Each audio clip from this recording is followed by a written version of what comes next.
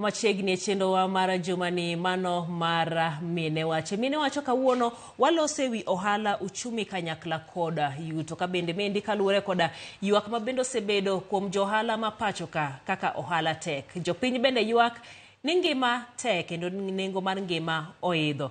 Ewi mano gi nyaka sani en kanyero ni maromo milion 1.5 mag ohendni matindo ondikore pacho kendie. Milion 5 gin mago mabende ok ondikore. Gi nyaka sani e higni mabende okalo oseland kanyo ni maromo kembe 2,000 mabende nitiere pacho ka oseloro kendo dhi timo ohala e pinje malibamba. Mano kanyo kagiwacho kaluwore koda omenda mamalo mitimo godo ohala pachoka. Kata kamano kawuono wadok piny kendo wawuoyo kod achiel kuom johala mabende tiyo e kaunti no ma Kisumu mondo wawinjane to chenro chalo nade. Wantiere kode e studio ma Kisumu mano Dorcas Atieno Obiero oyimore. Oyimore ahinya.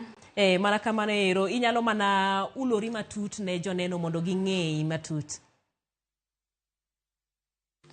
An gi nyinga iluonga ni Dorcas Atieno Obote. An nyar Kochia, Homa Bay County. Atimo ohala Kisumu County kae e chiro mar Kibuye. Asetimo ohala kuom mae ika mar adek mar timo ohala. Igni adek gi inyalo pimane to kane chako gi sani nitiere lokruok mosebedo kaluwore koda lwasi mar ohala. Kaka nachako ohala ka pimo gigni iga manachake nachako ohala ka ohala dhi maber kabisa. Ohala ne ber, pesa manitimo godo ohala ni nyalo chako gi pesa matin ma in godo. To sani kapimo kama sechope gi pesa mana chako go, ng'ato ok nyal chako gi pesa matin. Chako ohala sani dwaro pesa mang'eny. An kana chako auso kitungu. Kitungu nachako gi pesa matis mar 30,000. Sani 30,000 yudo ka ichako go 30,000 yudo net 5 kende mar kitungu. To chon 30,000 ne nyalo kawo almost 1 ton. Koro gik moko selokore mang'eny kabisa.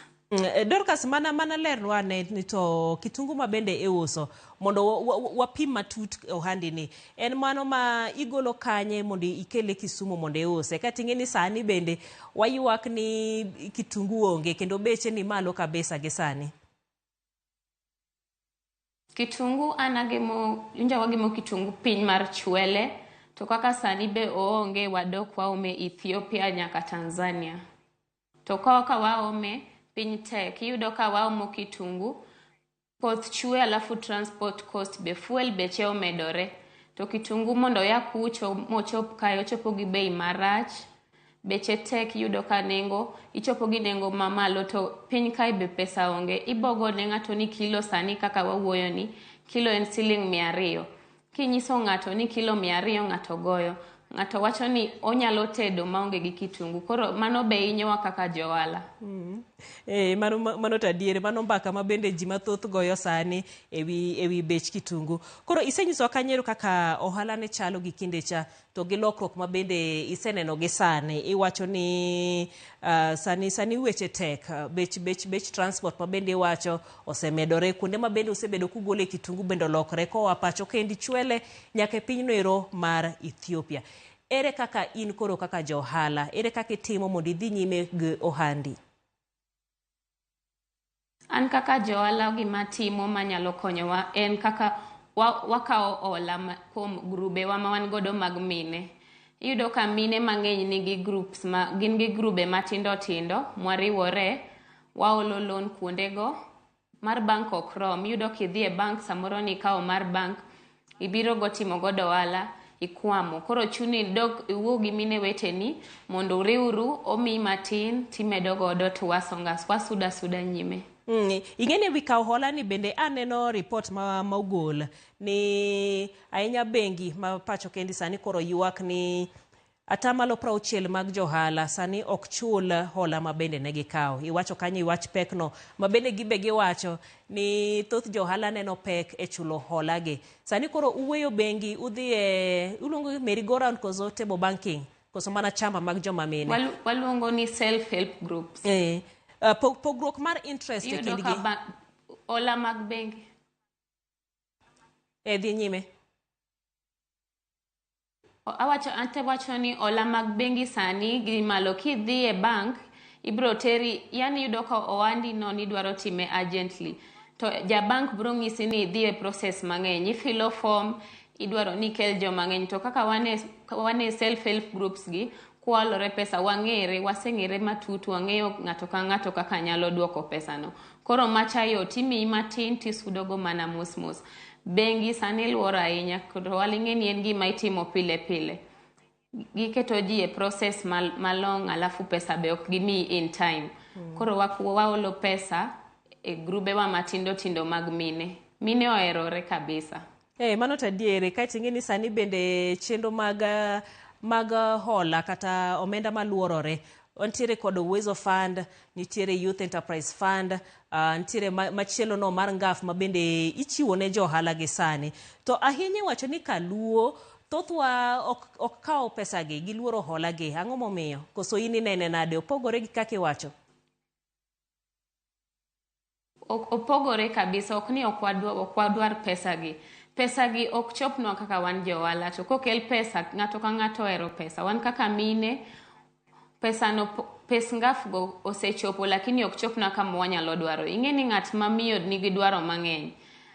Kaka wan watimo ohala, mine kaka waloko kama ohala yudo kawuono kiny olal. Uwezo Fund kata Ngaf go kobiro kawuono wabumako godo ohala, koro kiny gima kiny ok ing'eyo ohala lal gi yuto. Samoro yudo pesa no itimo godo ohala, pesa no kinyal chung' godo michung' godo mnwandi machung', nyaka imany gimichomo godo. Emomiyo wamanyo pesa e bengi kata e grubewa mag mon mwan godo matindo tindo e chichni wagi. Kamano koro ne customers magu, nikech customers be nitie mondo ibed ja ohala, customer be nitiere. To customer ne bende oyuago pek mar ngima. Ere kaka koro uneno nutiyo kanyakla e yo mayot? Customer mondo wakonyre godo mayot. Sani ka wang'iyo pinywa mar Kenya ni ngima tek malo. Ka ngima tek malo, wambe wainyore piny kae. Pesa ka onge malo kae be pesa onge. Koro gima wanyalo ng'iso, kata gima ber gi customers neno habari pile pile, ging'e ni piny tek. Nitie matin ma wabet godo e winjruok ma yie ni ngima tek to gikawo mana matin tin to wasuda nyime.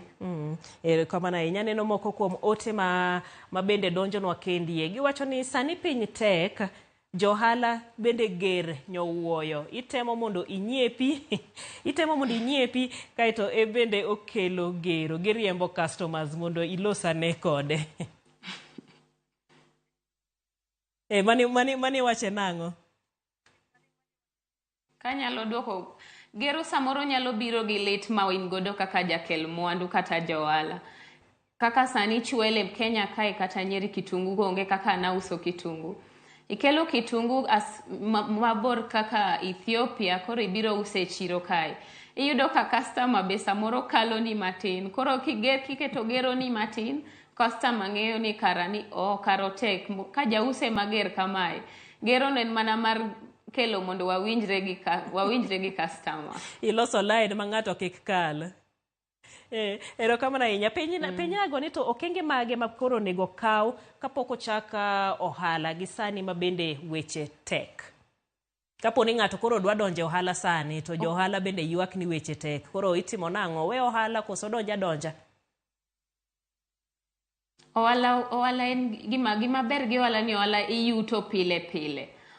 Ichako mos, kapok ichako ohala nyaka ibed piny minonri ni ohala michako ni ichake nade. To mondo ichako ohala nyaka ibed gi capital, gimiluongo ni pesa michako godo. Ikuongi ibete chiro, ing'e ni chiro ni adwa uso ang'o, timanyo kama ber ma chichi ni nyalo usore maber. Timanyo be product maber minyalo uso. Kisechako ok tek, kawacho ga pile ohala ni ber. Wan kaka mine matindo be wahero ohala yudo pile, tindikori kendi in iwuon. Samindikori be nyaka ing'e ni ohala ni sama dwa chake, kiyudo matin kawuono ok icham te, ikano koni be idhiro godo ohala. Ohala chako ok tek, ichako gi matin no to mos mos igero wandi no tisuda maber. Ng'ato bende wacho kendi ni johala masani okonyore gin johala matimo ohand chiemo nikech jo Kenya to nyako chiem. Koro penjo ni to ng'ama dwa donjo ohala odonje mar chiemo koso tim nang'o?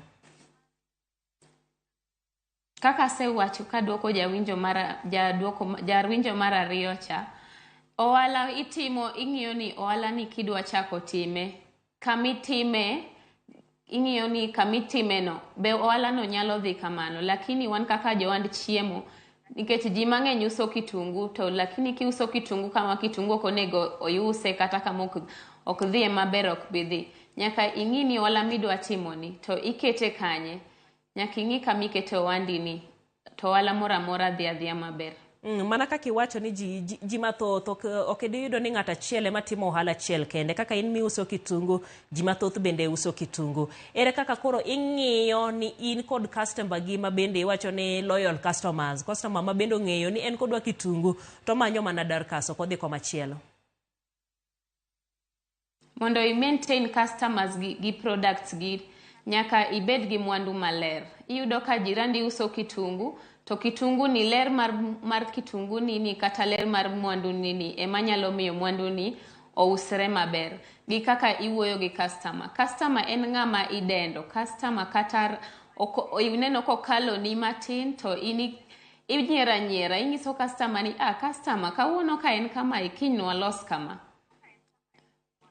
Thoth johala sani bende inyisogi mondo giti gi mbui kata lony manyasani mar medo ohandgi kata medo yuto margi. Ibende isedonje makamano, to kapo ni en kamano to magi mitiyo godo? An atiyo gi yor mbui mar WhatsApp e timo ohanda. Kachopo e chiro kacha market products ga agoyo gi picha ta post gi e WhatsApp na kanyo, to customer koseneno kaka mwandu ga go ler to customer nyalo gocho na. Atiyo gi business WhatsApp to ng'isa achiwo order alafu adeliver. Erokamano ahinya, erokamano Dorcas Atieno, mano obote kuom loso kodwa sani. Sama koro waloro wachni mogik ne johala, inyalo mana jiwo gi kaluwore koda twak makawuono? Anyalo jiwo johala matindo kata manie ohala ni gimiluongo gi dho kizungu ni persistence.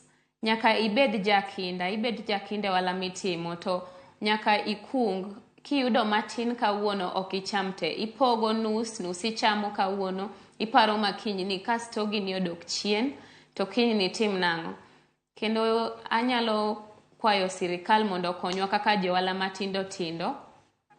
Bank ok rom kata self help group ma wan godo matindo tindo e chiro gi ok nyal romo wa. Sani ngima tek, ka ginyalo generate nwa income matin maya malo makonyowa kaka johala, wanyalo mor sana. Erokamano ahinya kuom loso kodwa odhiambo makawuono kendo mar jiwo jowinjo kaluwore koda ohala, weche mag uchumi kanyakla kod yuta. Gino ni gikawo achiel ariyo adek moko ma gibende gibiro bero godo ngimagi. Erokamano ahinya Dorcas.